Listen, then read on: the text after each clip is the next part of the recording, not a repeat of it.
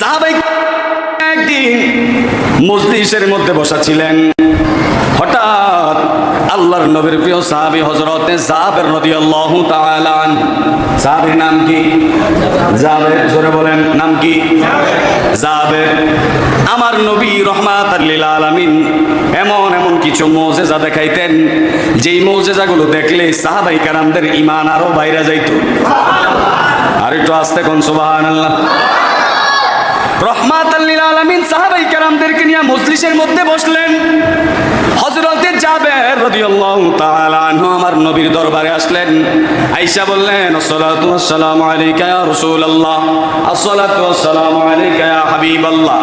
নবী গো, ও মায়ার নবী, আমি জাবের আপনার দরবারে এসেছি আপনাকে দাওয়াত করার জন্য। সুবহানাল্লাহ বলেন। কিসের জন্য? জোরে বলেন, কিসের জন্য? দাওয়াত করার জন্য আমি আপনার দরবারে এসেছি।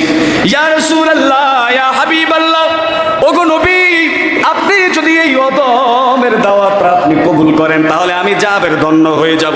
সুবহানাল্লাহ। ওগো নবী রহমাতাল লিল আলামিন, আপনি যদি আমি অদম জাবেরের দাওয়াত গ্রহণ করেন আমি জাবের নিজেকে ধন্য মনে করব। আমার নবী জাবেরের দাওয়াত গ্রহণ করে নিলেন। বলেন সুবহানাল্লাহ। এবার যেই নবীকে ভালোবাসে তার দাওয়াত যদি গ্রহণ করে সে খুশি না বেজার? জোরে বলেন, খুশি না বেজার? জাবের খুশি মন নিয়া, অন্তরটাকে খুশি মনোভাব নিয়া বাড়ির মধ্যে চলে গেলেন। স্ত্রীর কাছে যাইয়া নিজে খুশি মন নিয়া স্ত্রীকে ডাক দিয়া বললেন, ও স্ত্রী, আমার নবী রহমাতাল লিল আলামিন আমাদের দাওয়াত গ্রহণ করছে। সুবহানাল্লাহ। স্ত্রীও খুশিতে আত্মহারা, আইরে রহমাতাল লিল আলামিন নাকি আমাদের বাড়িতে আসবে। হায়রে, যেই নবীকে না বানাইলে কুল কায়নাতের কিছু বানাইতো না, ওই নবী নাকি আমাদের বাড়িতে আসবে। বলেন সুবহানাল্লাহ। জাবের এবং তার স্ত্রী দুইজনে মিল্লা খুশিতে আত্মহারা পুরা বাড়িঘর গুছানো আরম্ভ করছে। পুরা বাড়িঘর গুছানো শেষ করে দিয়া নবীজি আসবেন, নবীজিকে সর্বোচ্চ মেহমানদারি করার জন্য নিজে একটা বকরি পালন করতেন। কি পালন করতেন? ওই বকরিটাকে জবে করে দিলেন। হযরতে জাবের রাদিয়াল্লাহু তাআলা আনহু দুইটা সন্তান ছিল, দুইটা ছেলে ছিল। বড় সন্তানটাকে নিয়ে হযরতে জাবের ওই বকরিটাকে জব করলেন, আর ছোট সন্তানটা ওই সময় ঘুমন্ত অবস্থায় ছিলেন। বড়টাকে নিয়ে সুন্দরভাবে বকরিটাকে জবে কইরা সুন্দরভাবে কাটাকাটি কইরা স্ত্রীর হাতে তুলে দিলেন। ওগো স্ত্রী, রহমাতাল লিল আলামিন আসবে, আজকের খাবারটা যেন অন্য দিনের মতো না হয়, আজকের খাবারটা যেন সব চাইতে সুন্দর হয়। বলেন সুবহানাল্লাহ। স্ত্রী খুশি মন নিয়া ওই মহিলা সাহাবী নবীর জন্য বকরি রান্না আরম্ভ করে দিলেন। নবীর জন্য রহমাতাল লিল আলামিনের জন্য বকরি রান্না আরম্ভ করে দিলেন। সুন্দরভাবে মেহমানদারির ব্যবস্থা করবেন এই আয়োজন চলতেছে। হঠাৎ করে ছোট ভাইটা ঘুম থেকে উঠছে। ওইটা দেখে নিজেরা লালন পালন করলে ওই পশুর প্রতি একটা মায়া থাকে, ঠিক নেই? জোরে কোন ঠিক নেই? যারা পশু পালন করেন একটা আলাদা মায়া হয়। যেই বকরিটা আপনি পালবেন, যেই গরুটা আপনি পালবেন, এটা যখন জবে করবেন বা বিক্রি করে দেন তখন একটা মনটার ভিতরে একটা অন্যরকম একটা মায়া কাজ করে, ঠিক না? এইটাও সাহাবাই কেরামের সুন্নত। সুবহানাল্লাহ। এই যে আপনাদের ভিতরে মায়া আসে নিজের পালিত পশুটার প্রতি, এটাও কার সুন্নত? সাহাবাই কেরামের একটা সুন্নত। সুবহানাল্লাহ। জাবের রাদিয়াল্লাহু তাআলা আনহু স্ত্রীর হাতে দিয়ে দিলেন, স্ত্রী রান্না বান্না আরম্ভ করে দিলেন। ছোট ভাইটা ঘুম থেকে ওইটা দেখে বকরি নাই, কি নাই, যেটার লইয়া খেলতো আনন্দ করতো, এই বকরিটা কি নাই। ছোট ভাই ডাক দিয়া কয়, বকরি কোথায়?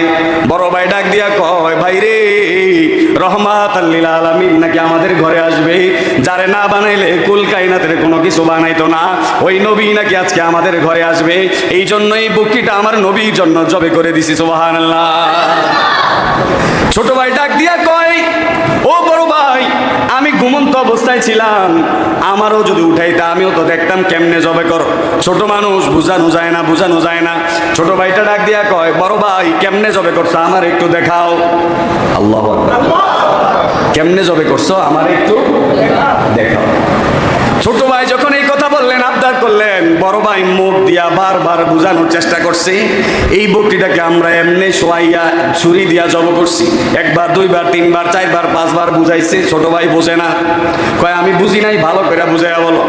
ছোট ভাই বুঝতেছে না। ছোট ভাইটাকে বুঝানোর জন্য শেষ পর্যন্ত বকরি যেইভাবে জবে করে ওইভাবে বাস্তবে একটা ছুরি নিয়া ওই ছোট ভাইটাকে দেখানোর জন্য ছুরি গলার মধ্যে চালায়া দিছে। আল্লাহু আকবার। আরেকটু জবান খুলে বলেন আল্লাহু আকবার। বন্ধু, মহাব্বতের কানটা লাগা দেন, আমার নবীর মুজিজা কেমন একটু দেখেন। ও বন্ধু, সারাটা জীবন নবী নবী করলেন, কিন্তু আমার নবীর মহাব্বত যদি অন্তরে না থাকে, সারা জীবন যদি আপনি আমল করলেন, সারা জীবন যদি আপনি সেজদা দিয়া থাকলেন, নবীর মহাব্বত যদি অন্তরে না থাকে, আপনার একটা সেজদাও আল্লাহর দরবারে কবুল হবে না। ঠিক কিনা বলে? বন্ধু, বড় ভাই ছোট ভাইয়ের গলার মধ্যে চুরি চালাইয়া দিছে দেখানোর জন্য, ইচ্ছাকৃত না। দুজনেই পরিপূর্ণ বুঝ এখনো হয় নাই। এই জন্য ছোট ভাইটাকে বোঝানোর জন্য ছুরি চালানোর সঙ্গে সঙ্গে ছোট ভাইটার গলার রগ কেটে গেছে, রক্ত গড়গড়ায়া বাহির হচ্ছে। আল্লাহু আকবার বলেন।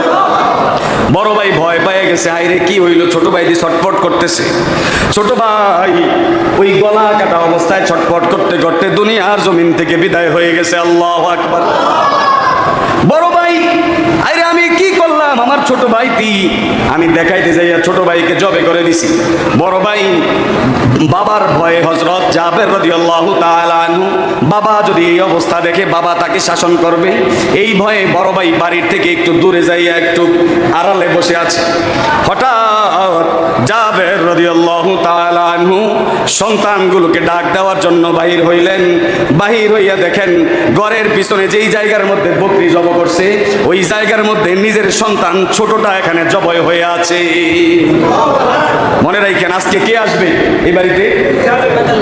আজকে কে আসবে এই বাড়িতে? রহমাতুল লিল আলামিন। এই বাড়িতে আজকে রহমাতুল লিল আলামিন আসবে। আজকে এমন ঘটনা ঘটতেছে, ছোট ভাই জবাই হয়ে গেছে।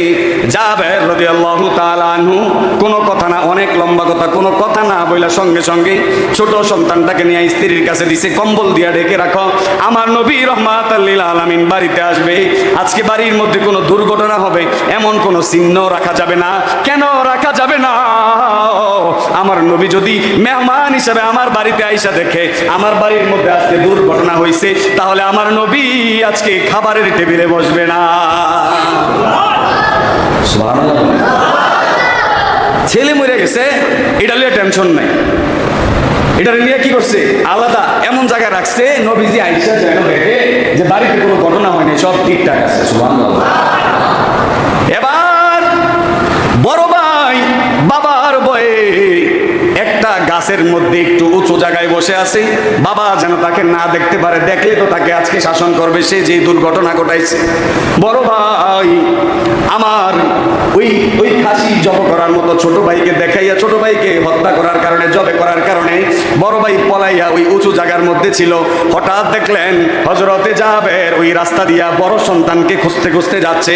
এইটা দেখা বড় ভাই আবার এই জায়গা থেকে একটু পলায়ন করার জন্য ওই উঁচু জায়গার থেকে লাফ দিছে।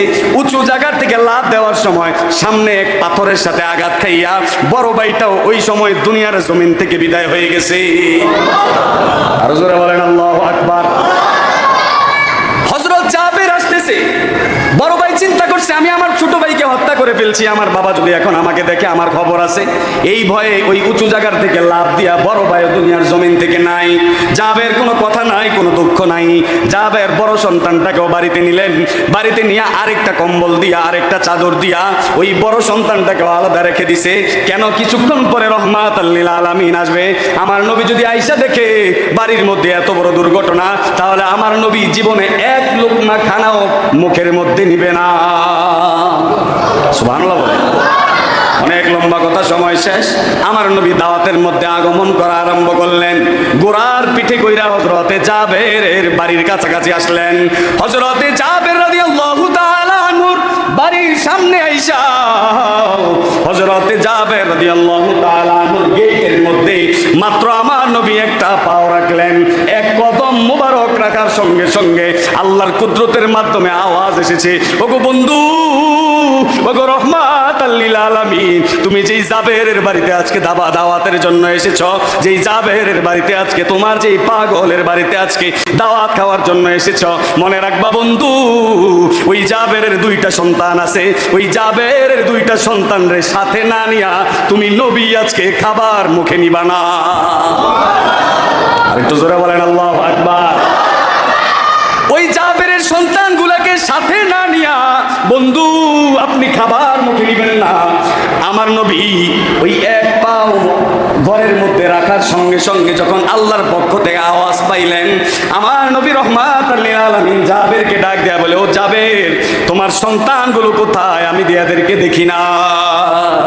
সুবহানাল্লাহ বলে, তোমার সন্তান কোথায়? আমি এদেরকে দেখতেছি না। জাবের রাদিয়াল্লাহু তাআলা আনহু বলেন, ইয়া রাসূলুল্লাহ, এরা আছে, এরা এখন ঘুমাইতেছে। ইয়া রাসূলুল্লাহ, এরা আসবো, আপনি যান, আপনি ঘরে যান, আপনি মেহমান হিসাবে আসছেন, ইয়া রাসূলুল্লাহ আপনি বসেন, আপনার মেহমানদারির ব্যবস্থা আমি করতেছি। কিন্তু আমার নবী জানে কি জানে না? আমার নবী রহমাতুল লিল আলামিন বললেন, না জাবের, তুমি বলো তোমার সন্তান কোথায়? জাবের ডাক দিয়া বলে, ইয়া রাসূলুল্লাহ, আমার সন্তানগুলো পরে আসবে, আপনি আছেন ঘরের মধ্যে। আমার নবী বলেন, না, একবার, দুইবার, তিনবার হয়ে গেছে। আমার নবী রহমাতুল লিল আলামিন যখন ঘরের মধ্যে ঢোকে না, তখন জাবের রাদিয়াল্লাহু তাআলা আনহু জোর করে বললেন, ইয়া রাসূলুল্লাহ আসেন। আমার নবী ডাক দিয়া বললেন, জাবের, আমি তোমার ঘরের মধ্যে কিভাবে প্রবেশ করব? ওগো জাবের, আল্লাহর পক্ষ থেকে আওয়াজ এসেছে, আমি নবী যেন তোমার ঘরের মধ্যে আজকে তোমার সন্তানগুলারে না নিয়ে যেন খাবারের মধ্যে না বসি। জাবের হাউমাউ করে কেঁদে দিছে। জাবের চিল্লা কান্নাকাটি আরম্ভ করে দিছে। ডাক দিয়া বলে, ইয়া রাসূলুল্লাহ, আর সহ্য করতে পারি না গো ইয়া রাসূলুল্লাহ, ইয়া রাসূলুল্লাহ, ইয়া হাবিবাল্লাহ, আজকে আপনার জন্য আমি বকরি জব করেছি। ওই বকরির নমুনা দেখাতে যাই আমার ছোট সন্তানটা বিদায় হয়ে গেছে। ছোট সন্তানটা এই অবস্থা দেখা বড় ভাইটা ভয়ে আবার উঁচু জায়গার থেকে লাফ দিয়া বড় ভাইটাও বিদায় হয়ে গেছে। আমার দোনোটা সন্তান আমি কিভাবে আপনার সামনে আনবো? ইয়া রাসূলুল্লাহ, আমার দুইটা সন্তান তো পৃথিবীর জমিনে না। ইয়া রাসূলুল্লাহ, ইয়া হাবিবাল্লাহ, আমার দুইটা সন্তান আজকে পৃথিবীর জমিন থেকে বিদায় হয়ে গেছে। আমার নবী ডাক দিয়া বলেন, ও জাবের, আমাকে নিয়ে যাও তোমার সন্তানগুলোর কাছে। আমার নবীকে যখন নিয়ে গেলেন, নবীজি যাইয়া দেখে একটা সন্তানের গলা কাটা, আর একটা সন্তান মাথার মধ্যে আঘাত খাইয়া দুনিয়ার জমিন থেকে বিদায়। আমার নবী রহমাতুল লিল আলামিন, সরকারে দু আলম, দু জাহানের বাদশা, আমার নবী জাবেরের সন্তানদেরকে বললেন, ও জাবেরের সন্তান, আমি রহমাতুল লিল আলামিন তোমাদের বাড়িতে আসছি, উঠো উঠো, আমি তোমাদেরকে ছাড়া আজকে খাবার মুখে নিব না। যখন এই কথা বললেন, সঙ্গে সঙ্গে জাবের রাদিয়াল্লাহু তাআলা আনহুর দুইটা সন্তান সুস্থতার সাথে সাথে দাঁড়াইয়া বলে, ইয়া রাসূলুল্লাহ, ইয়া হাবিবাল্লাহ বইলা নবীর কদম মোবারকে পড়ে গেছে। আর জোরে বলেন আল্লাহু আকবার। নবীর কদম মোবারকে পড়ে গেছে। ওই জাবের রাদিয়াল্লাহু তাআলা আনহু নবীজির মুজিজা দেখা জাবের নিজেও নবীর কদম মোবারকে পড়ে গেছে। বলেন আল্লাহু আকবার। শেষ পর্যন্ত এই জাবেরের সন্তানগুলোকে নিয়ে খাবার খাইছে, সাহাবাই কেরামদেরকে নিয়ে খাবার শেষ করছে। শেষ কইরা সব সাহাবাই কেরামদেরকে বলছে, আজকের যত খাবার তোমরা খাইবা, একটা হাড্ডিও তোমরা ফালাইবা না, সমস্ত হাড্ডিগুলো একসাথে রেখে দিবা। সবাই খাবার টাবার শেষ করছে, তৃপ্তি সহকারে সবাই খাবার খাইছে। তৃপ্তি সহকারে সবাই খাবার খাওয়ার পরে এবার আমার নবী রহমাতুল লিল আলামিন ওই বকরিটার জন্য দোয়া করলেন, আল্লাহ এই বকরিটাকেও তুমি আগের মতো ফিরিয়ে দাও। আল্লাহর কুদরতের মাধ্যমে সমস্ত হাড্ডিগুলো একত্র হয়ে আবার এই বকরিটা আগের মতো হয়ে গেছে। বলেন সুবহানাল্লাহ। জাবের রাদিয়াল্লাহু তাআলা আনহু হাদিসের মধ্যে বর্ণনা, জাবের বলেন, আমার নবী আমাকে যেই বকরি হাদিয়া দিয়ে গেছে, ওই বকরি এরপর থেকে আমি জাবেরের যত এই জীবনের যত সমস্যা আছে, আমি জাবেরের জীবনে যত সমস্যা ছিল, যত ধরনের দারিদ্রতা ছিল, সমস্ত দারিদ্রতা, সমস্ত সমস্যা এই এক বকরির উসিলা দিয়া আল্লাহ তাআলা আমার সব কিছু দূর কইরা দিছে। নবীর মুজিজা আছে না নাই? নবীর মুজিজা আছে না নাই? এলে আমার নবী রহমাতুল লিল আলামিনের মুহাব্বত অন্তরে থাকলে দুনিয়াও সফল, আখিরাতেও সফল। আল্লাহ তাআলা আমাদেরকে নবীর মুহাব্বত নিয়ে এই দুনিয়া এবং আখিরাত সব জায়গায় নবীর মুহাব্বত অন্তরে থাকার তৌফিক দান করে। বলেন আমিন। ওয়া আখিরি দাওয়ানা।